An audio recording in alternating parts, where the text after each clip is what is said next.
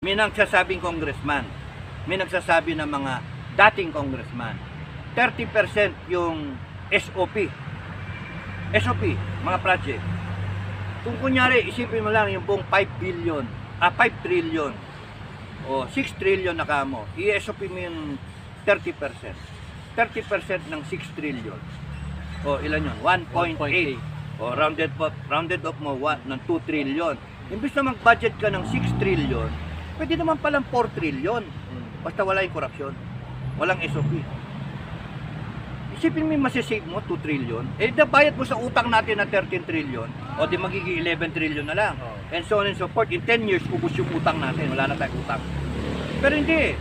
Sige-sige korupsyon. Sige-sige. And here we are stuck with a government that is not addressing corruption. Mamanahin yan ng future generations ng Pilipinos. Susunod.